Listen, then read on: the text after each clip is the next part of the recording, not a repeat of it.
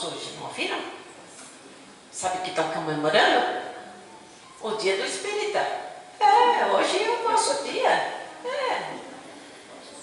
Na verdade, hoje a gente completa esse dia por causa da primeira edição do Livro dos Espíritos, que aconteceu em 1857, há 158 anos, lá em Paris. É muito interessante porque esta obra é a obra básica da nossa doutrina, né? É ela que nos dá meios de entender todos os ensinamentos que Jesus nos trouxe e que sabia que na época dele ia ser difícil de compreender, a maioria das pessoas ia ter dificuldade, mas prometeu que mandaria o Consolador. E o Consolador veio nessa figura, vamos dizer assim, que acabou não sendo uma doutrina dele, né? Mas porque é uma doutrina dos Espíritos, mas que ele, Allan Kardec, codificou. E o que a gente pretende com esse ensinamento? O que a gente pretende com o ensinamento de Jesus? A renovação. E é um pouquinho sobre isso que nós vamos falar.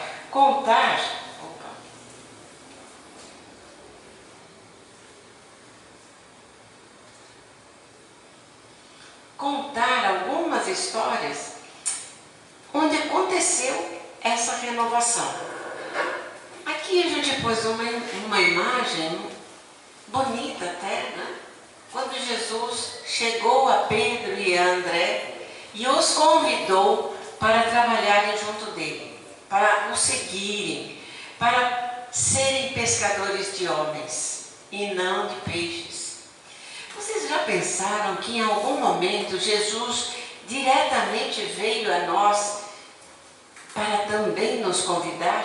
Porque somos os seus irmãos e de alguma forma tutelados. Em algum momento alguém nos falou muito alto ao coração para que a gente pudesse renovar, para que a gente pudesse melhorar. O nosso rumo, esse é o nosso objetivo de vida, né? Nos melhorar. Então a gente vai contar um pouquinho e relembrar algumas situações, entre elas esta, onde Jesus está à beira de um poço, lá na Samaria, e uma mulher samaritana chega para tirar água desse poço. É o poço de Jacó. E esta mulher chega muito timidamente, nem olha para Jesus, mas Jesus diz: mulher, dá-me de beber. Ela se espanta e diz: como assim, né? Como é que um judeu fala comigo? Isso não era comum. E aí Jesus diz: então, se soubesseis quem está falando com você, né? Como dizendo, eu tenho, e depois ele disse exatamente isso, a água viva. Quem beber desta água não vai precisar mais beber água, é diferente desta que você busca aqui no poço. E ela entendeu o recado e quis saber mais. E voltou para a sua cidade ali, para o seu meio, para a sua aldeia, falou de Jesus, muitos vieram ter junto dele. Depois os discípulos chegaram, porque até então ele estava esperando por esses discípulos. E esse ensinamento nos mostra que Jesus não tem nenhuma distinção. A todos ele enxerga da mesma forma. Ele sabe que todos nós temos o nosso momento. E essa renovação vai atingir a todos. Alguns talvez pensem assim: talvez um Fernandinho Beiramar não seja atingido, né? Mas vai ser também. Em algum momento, todos esses, inclusive aquele criminoso mais persistente, irá acordar para a espiritualidade própria e irá arrumar até o Pai Maior. Porque essa é a meta, não tem como, ninguém foge desse objetivo. Podemos dar algumas voltas a mais, mas vamos chegar no objetivo com certeza. Depois, a gente vê uma outra situação que também fala de renovação, que é a história da parábola que tem da mulher hemorroíça. Uma mulher que estava há 12 anos com problemas de hemorragias. E isso era muito difícil para a mulher naquela época, porque ela era considerada impura. Quando a mulher estava naquele período que acontecia a menstruação, ela não podia nem se dirigir a um homem, a conversar, a falar ou ir perto de alguém. Ela era realmente considerada impura. Esta mulher não ficava 3, 4, 5 dias por mês nesta situação. Era um mês inteiro. E há 12 anos ela estava assim. E quando ela ouviu falar de Jesus, que era alguém que trazia algum tipo de benefício, que já tinha curado as pessoas, ela ficou tão entusiasmada, com tanta fé, que ela disse: eu vou conseguir me curar. Ela era até rica, mas sabe que estava ficando pobre porque tinha gastado todo o dinheiro dela e não tinha conseguido melhora nenhuma. E quando Jesus passa ali perto da cidade que ela morava, ela dá um jeito de ir perto, põe lá uma capa, uma túnica e vai. E tenta olhar, falar com Jesus, mas está muito difícil, porque quando Jesus passava, ficava muita gente em volta dele. E aí ela toca na túnica de Jesus quando ele passa. E Jesus para imediatamente, vira-se para Pedro e diz: Pedro, quem tocou em mim? Pedro olha para Jesus e diz: ah, Jesus, você não quer que eu diga, né? Como é que eu vou saber quem tocou em você? Olha o povão que está aqui. Não dá. Mas aí a mulher escutou e muito timidamente disse: fui eu, Senhor. E Jesus disse: eu sabia, porque eu senti sair de mim virtudes. E aí, quando a mulher fala isso, ele olha para ela e diz: a tua fé te salvou. Vai, mulher, segue o teu caminho. E de fato, só aquele momento de encostar na túnica de Jesus foi o suficiente para que a cura se realizasse. Na verdade, o que aconteceu ali, a fé daquela mulher foi tão grande que de alguma forma proporcionou no entorno a sua cura, com elementos extraídos daquele entorno do nosso Mestre Jesus. Vamos ainda falar de uma situação que foi lida aqui agora, né? Da mulher que foi pega em adultério. Mas é muito interessante isso, porque é muito fácil para nós julgarmos os outros. A gente sempre encontra o defeito em um, em outro, às vezes não um defeito, 2, 3, 4, né? É uma coisa muito fácil para a humanidade, para o ser humano fazer.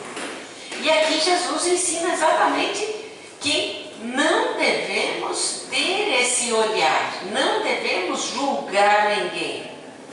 E no caso da mulher, vários homens a trouxeram e todos de pedra na mão, porque fazia parte da lei. A lei mosaica dizia isso.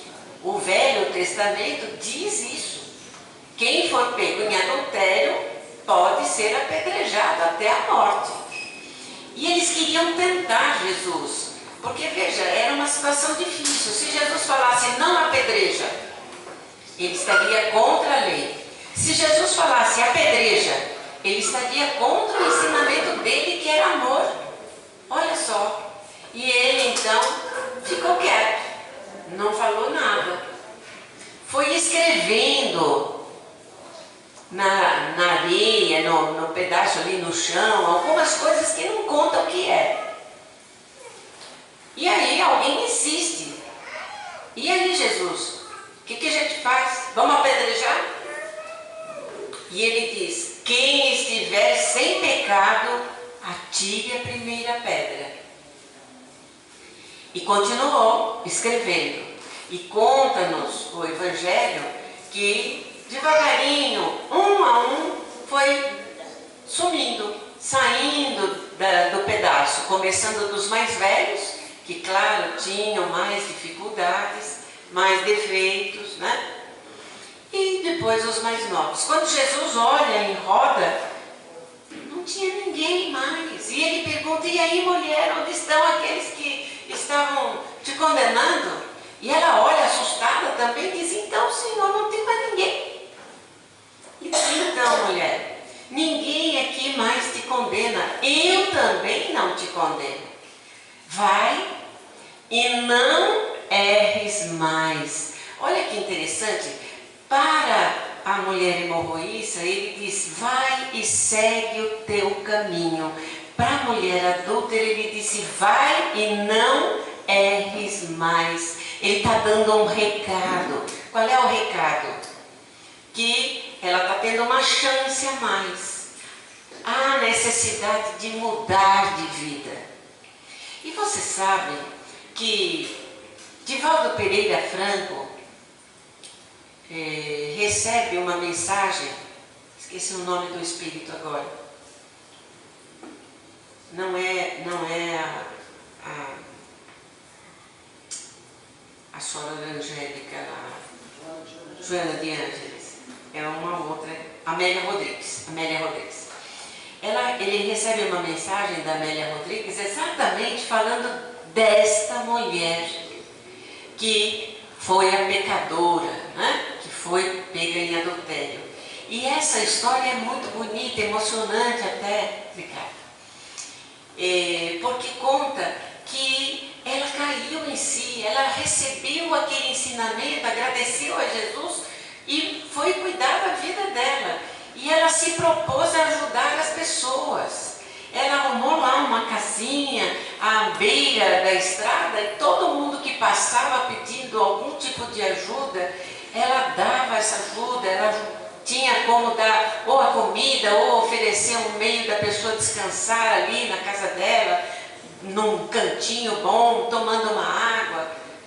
E conta a história que depois de 10 anos desse acontecido, o próprio marido chega para ser tratado lá. Está leproso e diz que ouviu falar que ali tem uma pessoa que ajuda os outros e ele estava então pedindo ajuda a ela. Olha que coisa mais bonita. E é mais ou menos isso que acontece sempre no decorrer da nossa vida. Situações que aparentemente são insolúveis, mas que o tempo vai passando e consegue de alguma forma propiciar a solução para tais problemas. Aqui estamos vendo Maria e Marta, onde ele comenta da situação da gente precisar cuidar das coisas da matéria, mas cuidar das coisas do Espírito. Quem pode cuidar das coisas do Espírito está levando a melhor parte. Mas quem precisa cuidar da matéria, que não se esqueça das coisas do Espírito. Cuide sim da matéria, mas saiba que não é a melhor parte. Há necessidade da gente se envolver com as coisas espirituais, para que a gente se saia bem, né? Aproveite e receba o melhor. E aqui estamos vendo Madalena. Quando Jesus ressuscita, ele deixa uma lição impregnada no seu ensinamento, que é exatamente de dar elementos, vamos dizer assim, para que nós raciocinemos, para que nós possamos ficar atentos às pessoas que estão à nossa volta, entendendo que todas elas são muito importantes. E Jesus mostra que Madalena, que também era uma mulher considerada pecadora, mas que quando encontrou o ensinamento de Jesus, quis participar junto dos discípulos, como se fosse um discípulo direto de Jesus. Isso não foi possível porque ela era mulher e naquela época não tinha essa condição de uma igualdade que hoje